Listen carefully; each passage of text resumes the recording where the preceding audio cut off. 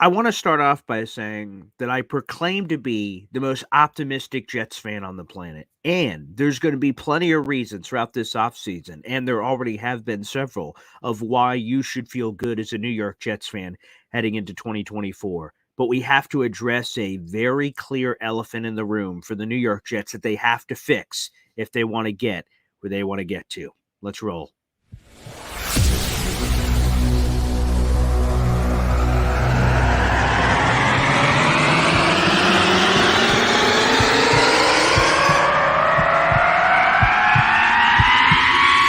Zoinks! It is unequivocally the Super Bowl for New York Jet fans. Field Yates, baby. Field Gosh darn Yates. Let's bring him on the show. Come on, people.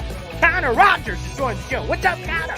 But Trevor Gosh darn Sycamore, baby, for me, personally, my favorite New York Jet of all time. Wow, it's great to be on. What an intro that was right there. Paul, nobody does an intro like you, man. Paul, you give the best intro of literally any podcast that I've ever been. I'm gonna lose my gosh darn bananas.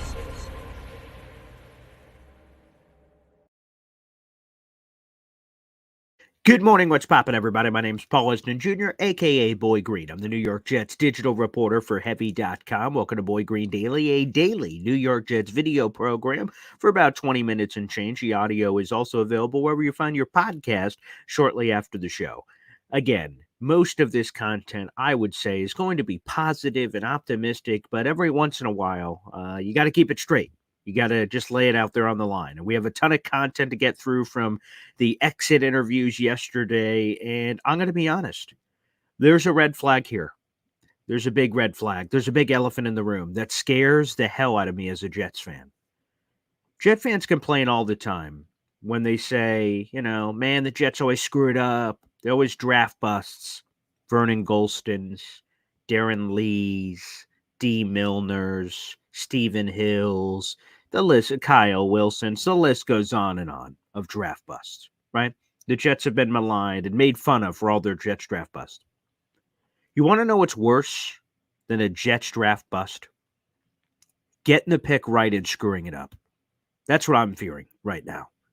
The Jets, with the 10th overall pick in the 2022 NFL Draft, selected wide receiver Garrett Wilson out of Ohio State.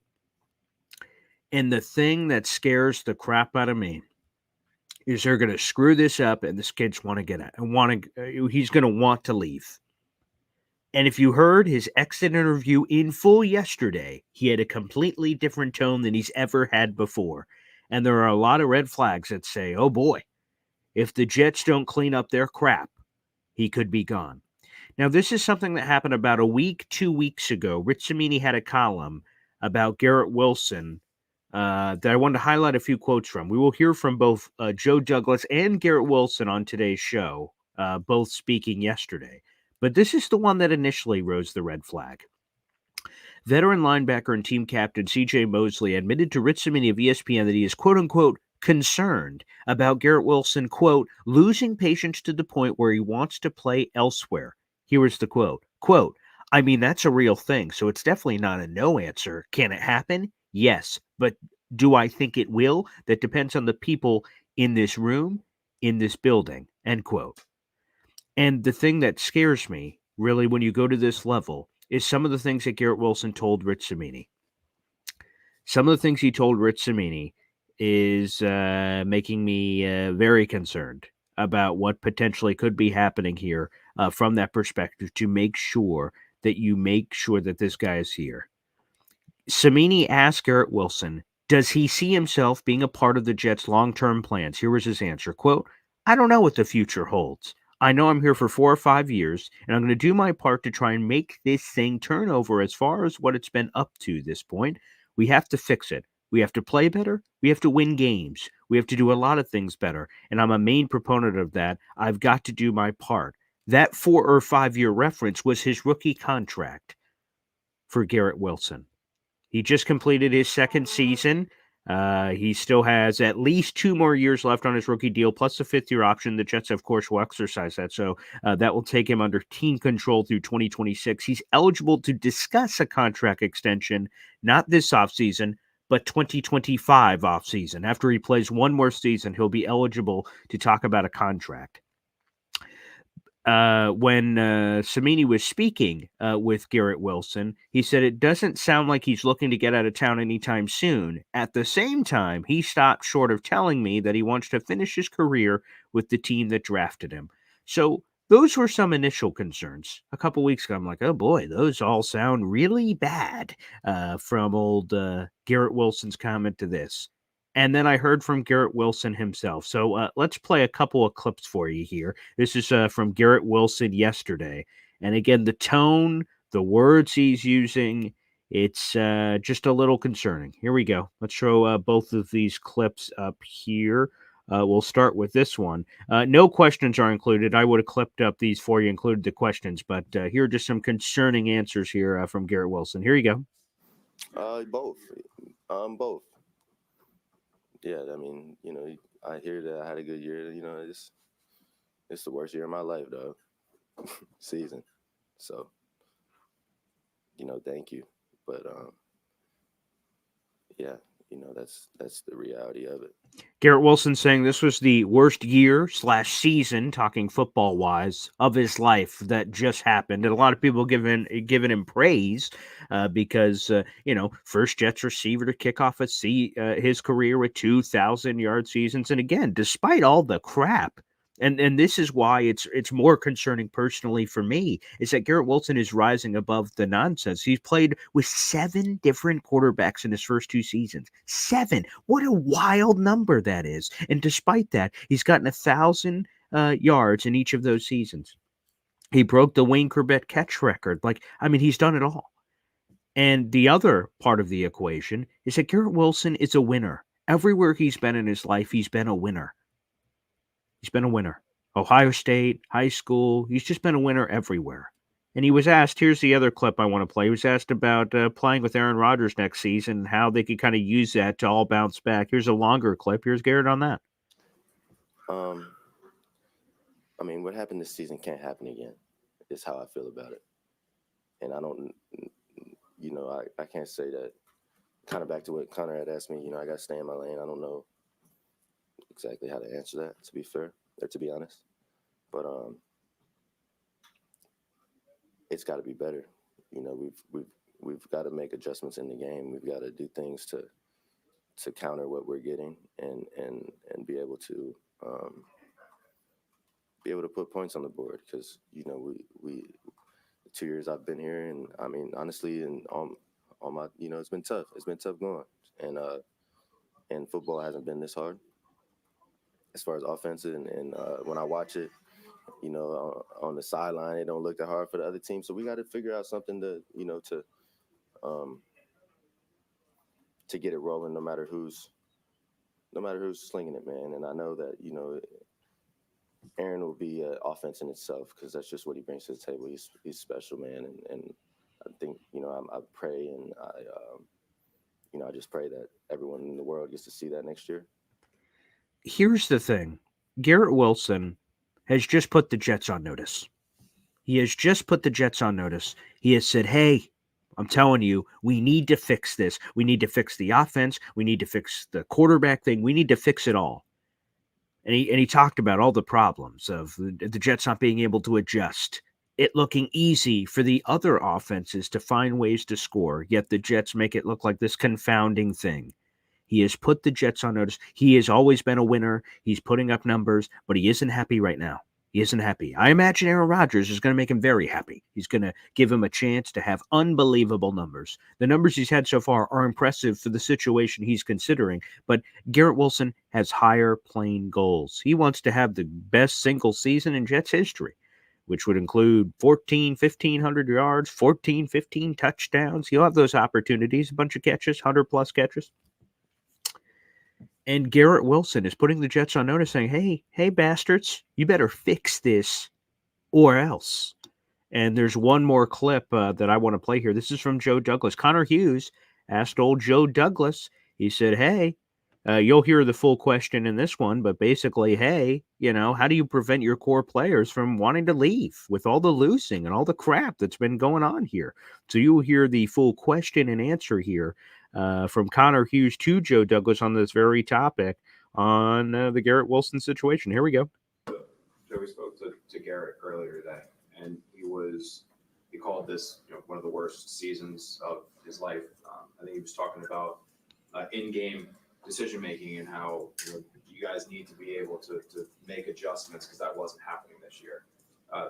The league's kind of changed, but players have a lot of power, and if things aren't going right, they ask for a change and they want to get out. How do you prevent that from happening with some of the core group of really talented players you have here? And do you feel a sense of urgency to get this fixed now so these guys don't get tired of losing in one out? Oh, yeah, there's always a sense of urgency. And, I mean, there's a sense of urgency to win, not just fix problems, but win.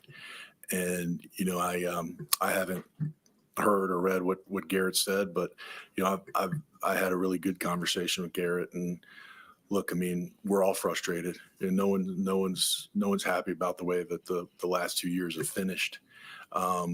And so we all know we need to win and do a better job. And so, when I hear things like that, it just makes me say I've got to do more to help this offense, that wide out room, that O-line. I need to do more. I just hope Joe Douglas is telling the truth. I really hope that he has that intestinal urge to say, wow, one of my best players is coming up to the podium and saying, we need to fix this. We need to figure it out, or else. I just hope, Douglas, what he says, that when he hears those things from Garrett Wilson, it makes him want to say, okay, how can I build this better? How can I help him? How can I give him more weapons so there's less pressure on Garrett Wilson and can kind of spread the love from a defensive attention perspective? That's the thing that this entire episode is about. We'll have a couple of these kind of shows, solo shows, and I'll answer your questions and comments you guys have in here about it. There's a few things I do want to get off my chest, but this Garrett one scares the hell out of me because that is to reiterate my initial point. The worst thing isn't the Jets drafting a bust. That happens every year. NFL teams draft busts all the time. The worst part is actually hitting on the pick, and then the pick getting so frustrated with your suckiness, your losing, your inadequacies at the quarterback position that they go, somewhere else has to be better. And Connor Hughes is right. You heard it in the question. This is a player league more so now than ever before. If Garrett gets frustrated, he could go flip the birds and he's out.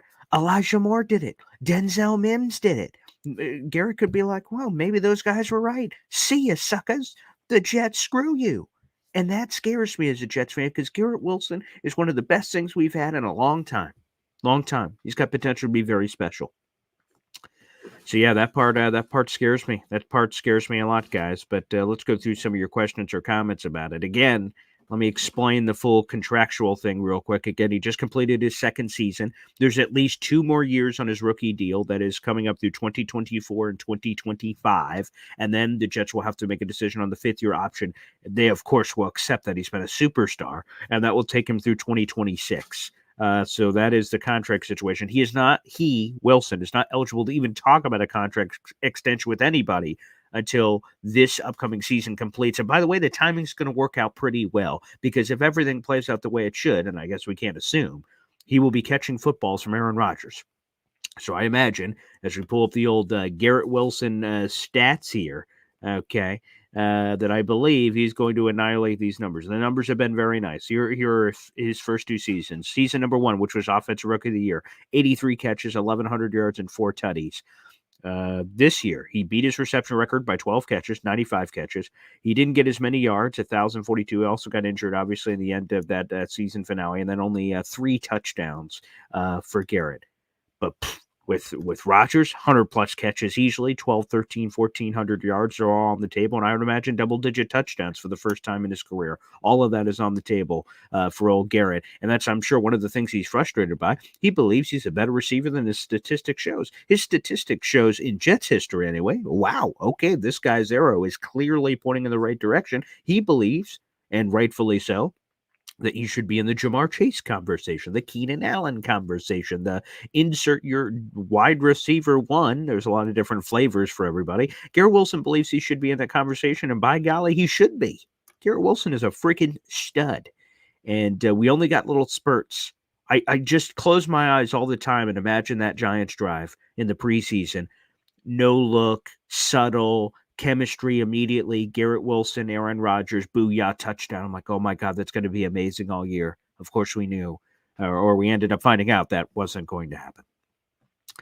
So I just hope the Jets can do right and turn it around for us as Jet fans, because we haven't been to the playoffs in 13 years and we've been lacking hope.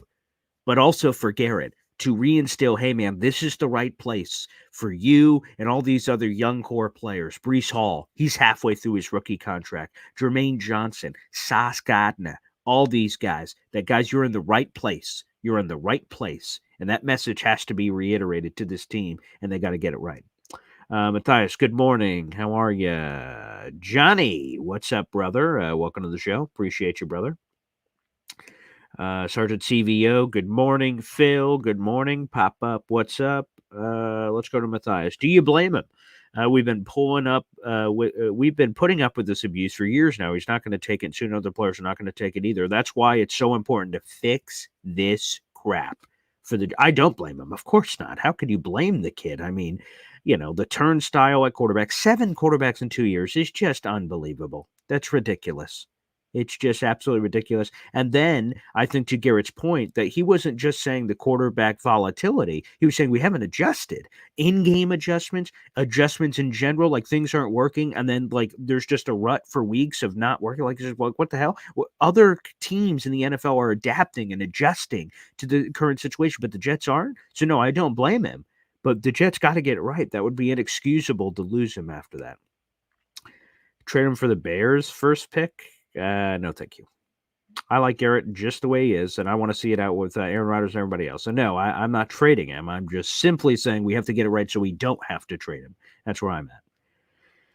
Eric says, really hope he doesn't leave after his rookie contract. Now, the Jets have team control from the perspective of franchise tags and things of that nature, although that class is going to be very, that's a couple years down the road, but you have Sauce, Garrett, Jermaine, and Breece. Well, Breece will be a free agent because he only has 4 years. The other 3 will have 5, but that makes it very complicated. You got to make sure you think ahead to make sure you get those extensions done, because if all 3 of those guys hit free agency at the same time, you can only prevent one of them from reaching free agency. And I'm talking about Sauce, Garrett, and Jermaine, because those were first-round picks. First-round picks get 4-year standard contracts plus fifth-year options. Breece only gets a 4-year contract. There's no fifth-year option for second-round picks. So Joe Douglas has to really be thinking smartly, so all those 3 guys aren't getting, free at the same time, or the Jets will screw themselves. So they have to really be thinking ahead. Phil, he's used to winning and he wants to win. Exactly what I was saying earlier. The Ohio State thing, his high school thing, everywhere he's been a winner. And he kind of joked that maybe I needed a little bit of losing. It's hard to see that, but maybe I needed a little bit of losing to fully understand what it's all about. And Garrett said this too, and I've said this as a Jets fan. People ask me all the time, Paul, why the hell are you a Jets fan? And first off, it's for my grandfather, God rest his soul, gave me the nickname the Jet when I was a kid for running around all over the place and everything else. So that's the main reason I'm a Jets fan. But the other thing is this. All of these dark times are going to make the Super Bowl worth it. I know in my bones, every fiber of my being, the Jets will win the Super Bowl. I know it. I know it with confidence that it's going to happen. And when that happens, we're going to look back on these moments like, can you believe the mononucleosis, the darkness, everything? And we're going to go like, that was crazy, but it was all worth it because we got the chip. We got the championship. So I know in my bones it's going to happen. And Garrett kind of mentioned this, it's going to be worth it when we're hoisting the Lombardi. He was talking about that like we'll look back at these moments. Same thing as a Jets fan. I always say that to people. The more pain, the sweeter the reward, basically. Phil says if Rodgers is healthy, man, him and Garrett could be, again, statistically speaking, and I'm just prognosticating here, 100-plus catches, 1,500 yards, double-digit touchdowns. I see it all. I am 100% drafting Garrett again in the first round. Hey, got me a couple of fantasy championships. Thank you, G-Dub.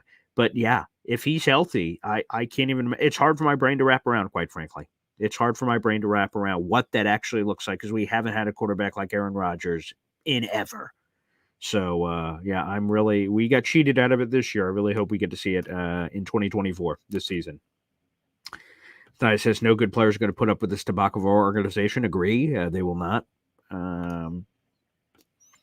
Imagine getting the ball quickly to Garrett and out in front of him. My God. Yeah, those are the things we saw with Garrett. Zach Wilson did it a little bit, but not nearly enough. It's where you come up to the line of scrimmage. Let's say the play is Bluebird 22 Cobra. And then all of a sudden, I just peek out at Garrett. I'm like, holy crap, that corner is like 10 yards off him. Yeah, you know what I said, guys, about Bluebird 22 Cobra? Throw to Garrett Wilson immediately. Okay, ready, break. Hike the ball. Throw it out to him, get easy 5 to 7 yards. That's easy offense. Like sometimes offense isn't as complicated as people make it. Like I was watching the Washington game last night, the national championship game. Washington was doing crazy kinds of motion, shifting tight end, tackle here, wide receiver there. It's all this complicated chess match. Sometimes it's easy. Hike the ball, throw it out to Garrett. Okay. And obviously, Rodgers has been deadly accurate, so you could get him in pristine positions to even maximize it even more. But, I mean, like, what are we talking about here? Jared B. It's like asking someone if they will get another dog right after they lost one. The answer is almost always, I don't know, because the emotional state you're in. Gosh, I hope so. But, like, those initial comments I said about Rich Cimini, that was 2 weeks ago. That was before, it was, sure, in the middle of the season. But, those things about not promising his future to the Jets, say, we'll see what happens. Like, I think that's frustration too, but that's just like, man, that's scary to me. And I don't blame Garrett for having those thoughts and emotions. He can have whatever thoughts and emotion he wants. He's a human being. But I just think it's critically important for the Jets to reinstill that everything's going to be all right. And not just say it with your words, prove it. So here are the things they need to get.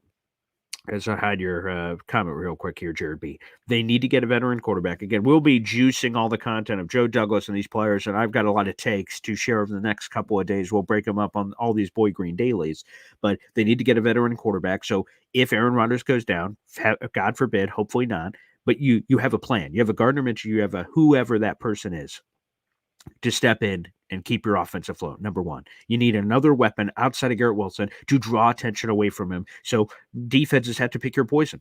Do we cover this guy? Do we cover this guy? They have to make that decision on a week-to-week basis. So that one, for sure. Offensive line protection, obviously, to hold Aaron Rodgers or whoever's playing quarterback upright to get him the football. Those are the key pieces of the puzzle the Jets have to figure out.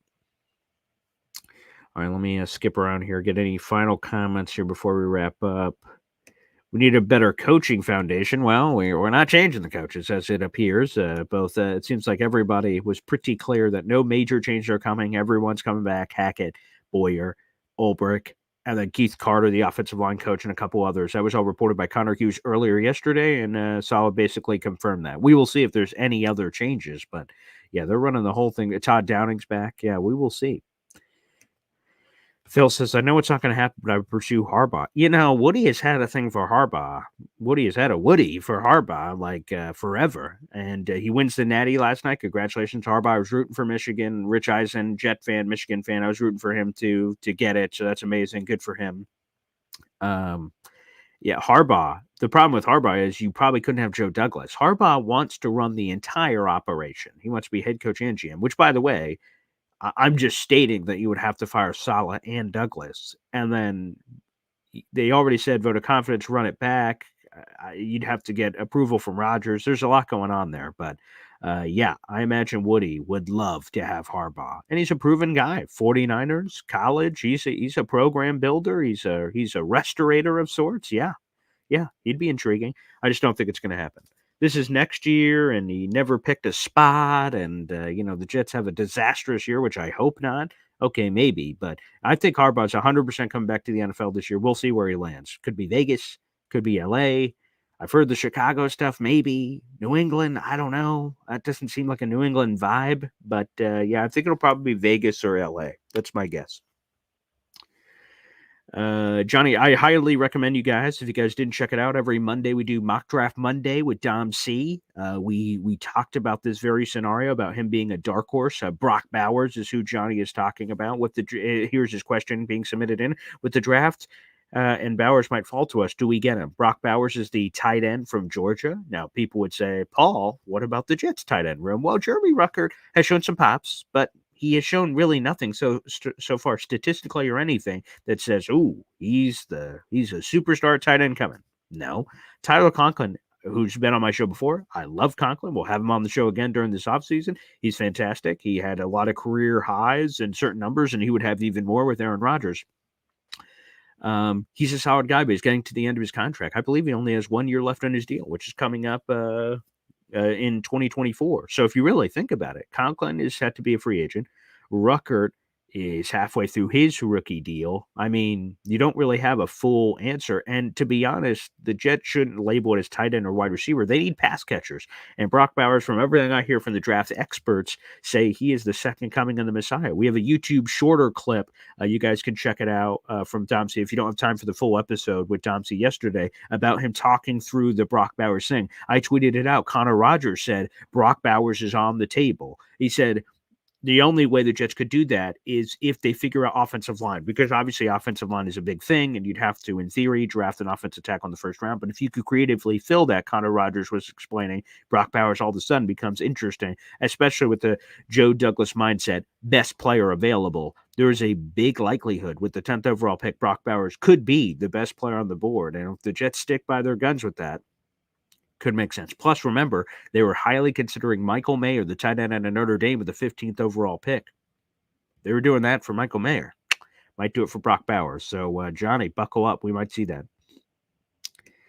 Harbaugh's head coach, solid defense coordinator. That'd be great in theory, but that will not happen. You can't keep the same cook in the kitchen, but you assign him to sous chef. I don't think that's possible. Phil says Garrett will get over 1,500 yards. Jared B. Is he, Garrett Wilson, worried about winning or his numbers? He says he doesn't care about stats, but I don't believe it. The only stat that I think he cared about, and he was very public about it, was the 1,000 yards. He was asked about 100 catches, which he could have gotten against New England, but he kind of said, he said, I don't give a flying hoot about that. But he cared about the 1,000 yards because I guess that's the barometer of receivers that they judge each other on. And I think he cares about both because, here's how I've always put it, Jared. I'm a big T.O. fan. I know a lot of people aren't. I have his book. I love T.O. But T.O. has often said this: if we are winning and I'm not getting the ball, phenomenal. If we're losing and I'm not getting the ball, that's a problem because T.O. says of himself, if you get me the ball, that will help us win games. So they're in conjunction with one another. Garrett Wilson's numbers will lead to winning. So I think that's where it all lands. So I don't think it's a selfish statistic thing. I think he had opportunities to kind of adopt and accept that. So no, I think it is all about it. All right, let me go through a couple of quickies, and then we'll finish off here. Does anyone think we're going to re-sign Huff? Yeah, I think it's possible. But we'll have an episode on this week, so I'll dive in full detail. I believe you need, if you're the Jets, to franchise tag him to hold all the cards on the table. So again, we'll get more into this. This probably will be the episode tomorrow. Wildcard ENT. Paul, just to be real, we're going to lose all our talent before this time comes. It's no way it can work. Again, I'm a positive guy. I think there's time. To figure it out. Jennifer comments in on YouTube. I'm starting to think about getting on the Brock Bowers pick. Again, pass catchers. That would be the way. And plus Aaron Rodgers, he boosts the potential of any guy coming in. So if you get a talented pass catcher and then Aaron Rodgers throwing him the football, that should only help, I think. Johnny asks, do you believe that Garrett Wilson is superstitious and it's the reason why he's going back to number 5, the number he has the most wins with? Oh, I didn't think about that, Johnny. That's a great kind of point out. Again, he's been this winner forever, going back to his number. And then, yeah, that's interesting. Wow. Credit to you, Johnny. I had not given that full thought. Wow. I had not given that full thought, but maybe that is a superstitious thing. For those who missed it, Thomas Morstead, who's joined our show and told us on the show he was going to give his number 5 back to Garrett Wilson. And now Thomas Morstead, if he comes back, he wants jersey number 6 to put pressure on his wife to have a 6th child. They have 4 children. He said the jersey number 5 was to put pressure on his wife to get that done. Now a 6th jersey is what he's hoping for. Hopefully he just re-signs. That'd be great.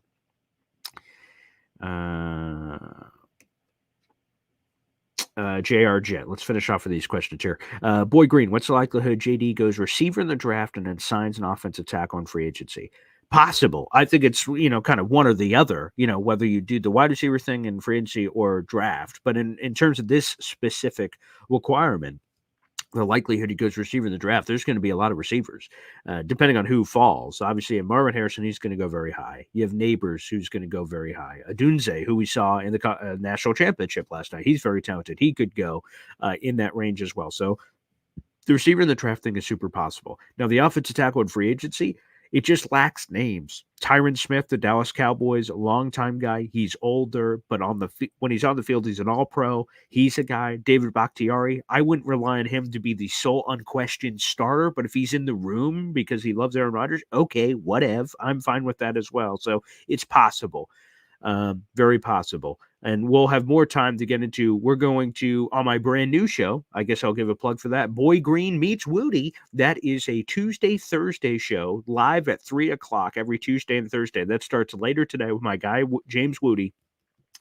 One of the shows, it won't be today, but one of the shows we have coming up is we're going to break down every Jets position on the roster and assess it. We're going to say, here are the people who are set to be free agents. Here are the players who are coming back. Here are the free agents that are available. Here's who they should get. So we're going to break down every position here as we get to the NFL draft and free agency and all that stuff. So that's coming up again every Tuesday, Thursday, live here on YouTube at 3 o'clock. So I hope you guys check it out again. Boy Green Meets Woody. So a new afternoon show, because I know not everyone loves this morning show. So we'll get you another chance in the afternoon to catch us live, submit your questions and all that jazz. We'll be doing our report cards later today on the Jets 2023 season. Oh boy.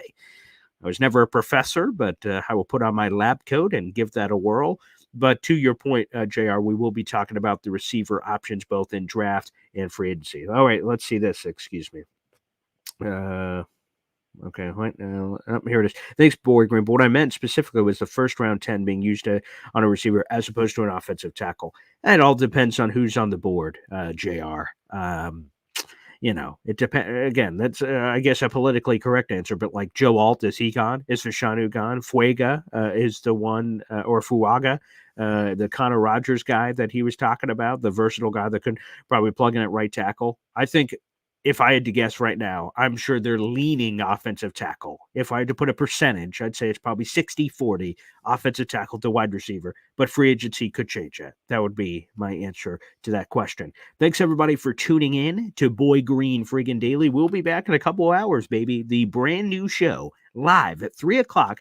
Boy Green Meets Woody. Will be giving out a report card for the 2023 Jets season. Again, it'll be twice a week, every Tuesday and Thursday, live at 3 o'clock. Hopefully you guys can check out that show as well. And we'll be back tomorrow morning here on the channel to break down some more Jets topic as well on Boy Green Daily. No matter where you're watching, everybody, thank you so much or listening for the support. Like the video, hit subscribe, show your love. We appreciate you. God bless. Take care, everybody.